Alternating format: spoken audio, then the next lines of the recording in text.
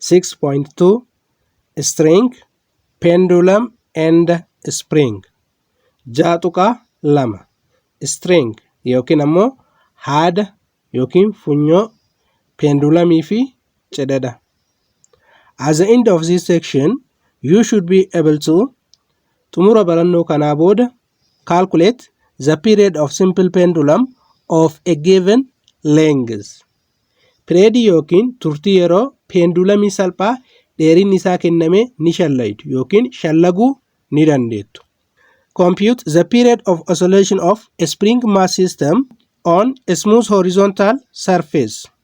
Turtii yeroo sirna cedadaaf hanga dirra diriiraa ta'e irratti shallaguu ni dandeettu. Define Hooke's law. Seera Hooke ni ibsitu. Practically measure the period of simple pendulum of a given length and spring mass system in a laboratory or class. Pireedii pendulumii salphaa dheerinni isaa kenname laaboraatoorii yookiin kutaa keessatti shallaguu ni dandeettu. Calculate the value of the acceleration due to gravity in your locality. Gatii guulaa naannoo keessanitti shallaguu ni dandeettu. Pendulumii salphaa dheerinni isaa fi pireediin isaa yookiin turtii yeroo isaa beekame irraa guula shallaguun waan danda'amuuf naannoo keessanitti guula argamu ni shallayduu jechuudha. Shallaguu ni dandeettu. If you flick the string once, either up or down, a single traveling disturbance is created. Haada yookiin stringii si'a tokko gara olii yookiin gara gadi yoo sochoofte jeequmsi qeenxee ta'e ni uumama yookiin dambaliin qeenxee ta'e ni uumama. This single disturbance propagation is called pulse. Dambaliin qeenxee ta'e yookiin jeequmsi qeenxee ta'e kun pulse jedhama. Dambaliin qeenxeen socho'u kun pulse jedhama jechuudha. Stringii si'a tokko gara olii yookiin gara gadii yoo sochoofne jeequmsi qeenxee ta'e ni uumamaa jechuudha. Jeequmsi qeenxee ta'e yookiin dambaliin kun ammootu pulse jedhama jechuudha. The pulse moves horizontally along the string, while the particles of the string moves up and down at right angle to the horizontal motion of the pulse. Dambaliin qeenxee ta'e kun dalgee kallattii haadaatti socho'a. Kallattii haanni itti diriire irratti socho'a jechuudha. Dambaliin kallattii kanatti socho'a. Kallattii haanni itti diriire kanatti socho'a jechuudha. Suudoon yookiin paartikiliin haadaa immoo gara oliitii fi gara gadiitti socho'a jechuudha. Paartikiliin haadaa yookiin suudoon haadaa gara oliitii fi gara gadiitti socho'a. Gara oliitii fi akkasumas ammoo gara gadiitti socho'aa jira. Paartikiliin kallattiin sochii isaa gara oliitii fi gara gadiitti. Weeviin yookiin dambaliin ammoo kallattiin sochii isaa kallattii kanatti, kallattii haadaatitti socho'aa jechuudha.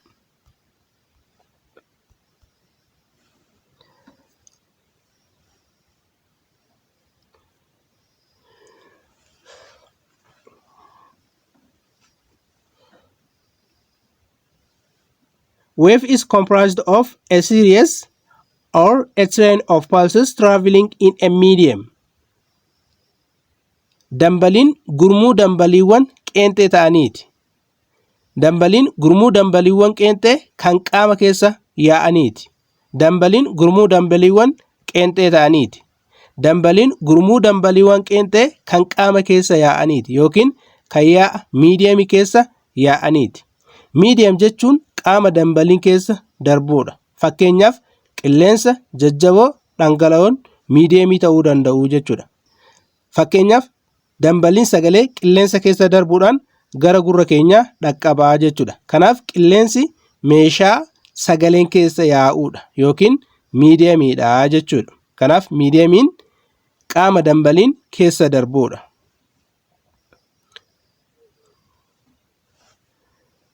Periodic motion, sochii pireedikii. A to and fro movement that repeats itself over and over in a fixed time interval is referred to as periodic motion. Sochiin gara fuulduraatii fi gara duubaatti to and fro movement. Sochiin gara fuulduraa fi gara duubaatti turtii yeroo wal fakkaataa yookiin dhaabbataa ta'e keessatti irra deddeebiin raawwatamu sochii pireedikii jedhama jechuudha. Kanaaf sochiin gara fuulduraatii fi gara duubaatti taasifamu kan turtii yeroo wal fakkaataa ta'e keessatti irra deddeebiidhaan raawwatamu sochii pireedikii jedhama jechuudha. Sochii pireedikii keessatti turtii yeroo dhaabbataadha. Turtii yeroo wal fakkaataadha jechuudha.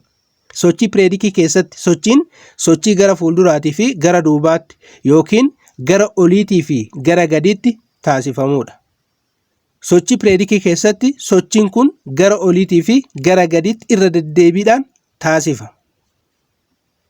The beating of your heart, the ticking of clock, and the movement of child on swings are familiar examples. Dhahannaan onnee keetii, lakkooftuun sa'aatii, daa'imni yuwwaa taphattu fakkeenya sochii pireedikiiti. One of the key characteristics of a periodic system is the time required for the completion of one cycle of its repetitive motion. Amaloota sochii pireedikii keessaa inni ijoon turtii yeroo sochiin kun marsaa tokko socho'uuf qabudha. Amaloota sochii pireedikii keessaa inni ijoon turtii yerooti. Turtii yeroo sochiin kun marsaa geengoo tokko socho'uuf qabudha yookiin ammoo pireediidha jechuudha. A swinging simple pendulum is another example of periodic motion. Pendulumiin salphaan sochii gara fuulduraatii fi gara duubaatti iddoo equilibriumii irraa irra deddeebiin taasisu fakkeenya sochii pireedikiiti.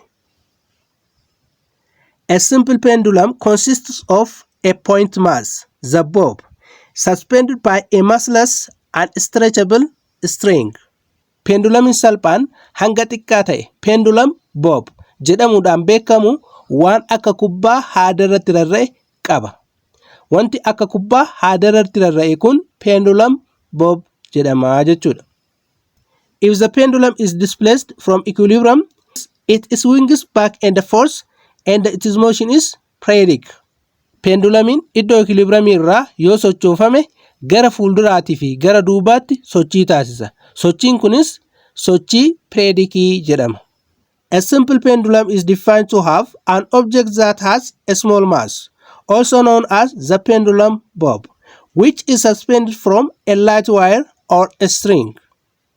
Pendulumiin salphaan hanga xiqqoo ta'e pendulum bob jedhamuudhaan beekamu waan akka kubbaa kana kan haadatti rarra'e ofirraa qabaa jechuudha. Wanti haadatti rarra'e kan akka kubbaa kun pendulum bob jedhamaa jechuudha. Pendulum bob jedhamaa jechuudha. Haanni pendulumii kun hangi isaa baay'ee xiqqaadha. Akka hanga hin qabnetti ilaalamaa jechaadha. Innis string jedhama. Stringin kun kan hin dhisamneedha. Hin dhisamuu jechuudha. Springin kun haanni pendulumii kun hin dhisamu. The period of a simple pendulum is given by T is equal to 2 pi and the radical length over gravity. Periodiin yookiin turtiin yeroo sochiin kun marsaa tokko socho'uudhaaf itti fudhatu hima armaan gadii kanaan kennama. Kanaaf periodii yookiin turtii yeroo walqixa tahaa 2 pi baay'isu raadikaala jalatti dheerina pendulumii hiruu guula harkisaa ta'a jechuudha. Where L is the length of the simple pendulum. L'in dheerina pendulumiiti. And G is the acceleration due to gravity. G'n yookiin gaan guula harkisaatii jechuudha. As keessatti L'in length of a simple pendulum. Dheerina pendulumii salphaati. G'n acceleration due to gravity. Guula harkisaatii jechuudha. This result is interesting because of its simplicity. Himni armaan olii kun salphaa waan ta'eef mijaadha. The only parameters that affect the period of simple pendulum are its length and the acceleration due to gravity. Qaamoleen turtii yeroo pendulumii salphaa irratti ga'ee taphatan dheerina pendulumii fi guula harkisaati. Kanaaf turtii yeroo pendulumii shallaguudhaaf dheerina pendulumii fi guula fayyadamnaa jechuudha. Isaan kanarratti hundaa'a waan ta'eef jechuudha. Turtii yeroo pendulumii dheerinaa fi guula harkisaa irratti hundaa'a waan ta'eef isaan lamaan kanniinitti fayyadamnaa jechuudha. If the length of a pendulum is precisely known, it can actually be used to measure the acceleration due to gravity. Yoo dheerinni pendulamii beekame, guula harkisaa iddoo sanaa barbaaduun ni danda'ama. Iddoo sanarratti guulli harkisaa meeqa akka ta'e barbaaduu ni dandeenya jechuudha. Yoo dheerina pendulamii kan argannu ta'e. Example 6.1 fakkeenya 6.1. What is the period of a simple pendulum with length 50 cm? Use the acceleration due to gravity. G is equal to 9.8 meter per second square. Pireediin yookiin turtii yeroo pendulamiin salphaa dheerina seentimeetira 50 qabu meeqa? Guula harkisaa 9.8 meter per second square fayyadami. Example 6.1 given kennamni length dheerinni 50 centimeter 50 which is equal with 0.5 meter 0.5 meter wajjin wal qixaa jechuudha. Gravity guulli 9.8 meter per second square 9.8 meter per second square dha jechuudha guulli. Required barbaadamaan period turtii yeroo barbaannaa jechuudha. Period barbaanna. Solution furmaata. Period is equal to 2 pi under radical length over gravity. Period wal qixa ta'a 2 pi baay'isuu raadikaala jalatti dheerina pendulamii sanaa hiruu guula harkisa dacheetii jechuudha. So period is equal to 2 pi under radical length 0.5 meter 0.5 meter divided by gravity 9.8 meter per second square. So period is equal to 2 pi under radical meter ambadaasitti 0.5 divided by 9.8 0.5 hiroo 9.8 meeqa kenna 0.258 kennaa jechuudha. Second square. Period wal qixa ta'a 2 pi inni kun 0.2258 second square kun raadikaala jalaa si'a bahu 0.1425 secondii ta'a jechuudha. Piin wal qixa ta'a. Periodiin wal qixa ta'a 2 pi baay'isuu 0.144 1.418 secondii ta'a jechuudha. Inni sunis approximately 1.42 secondii 1.42 ta'a jechuudha. Kanaaf periodiin yookiin turtii yeroo marsaa geengoo tokko 1.42 secondii ta'a jechuudha. Example 6.2 fakkeenya 6.2. A simple pendulum has a length of 100 cm and oscillates periodically with a period of 0.65 pi second at a certain place. What is the value of the acceleration due to gravity at that place? Pendulamiin salphaan dheerina seentimeetira 100 qabu bifa sochii pireedikiitiin turtii yeroo 0.65 pi sekondii keessatti sochii gara fuulduraa fi gara duubaatti irra deddeebiin taasise. Iddoo sanatti iddoo pendulamiin kun sochii itti taasisetti guulli harkisaa meeqa? Example 6.3 2 fakkeenya 6.2 given kennamni length dheerinni kennamee jira 100 centimeter 100 which is equal with 1 meter meetira tokko wajjin wal qixa. Periodiin kennamee jira periodiin 0.65 pi second sekondi 0.65 pi kennamee jechuudha. Required barbaadamaan gravity guula barbaannaa jechuudha. Gravity at that location guula iddoo san irratti jiru barbaannaa jechuudha. Solution furmaata period is equal to 2 pi and radical length over gravity bifa kanaan kennama. Gravity barbaadaa jirraa jechuudha. Kanaaf period is equal to 2 pi and radical length over gravity over 2 pi jechuu dandeenya. Kanas over 2 pi 2 piin 2 pi dhaan bada. Period over 2 pi is equal to and radical length over gravity ta'a jechuudha. Isa kana raadikaala jalaa kaasuudhaaf gama lamaanuu square gochuu dandeenya jechuudha. Gamana square goona gama kanas square goona jechuudha. So period square over 2 pi square which is equal with 4 pi square 4 pi square wajjin wal qixa jechuudha. 2 pi times 2 pi in 2 times 2 4 pi times pi square 4 pi square kennaa jechuudha. Which is equal with and radical length over gravity. Inni sun length over gravity the power of 1 over 2 wajjin wal qixa inni kun jechuudha. Times 2 irra 2 asitti 1 times 2 2 kenna 2 times 1 in 2 kenna jechuudha. 2 over 2 1 ta'a jechuudha. So L over G is equal to period square over 4 pi square ta'a jechuudha.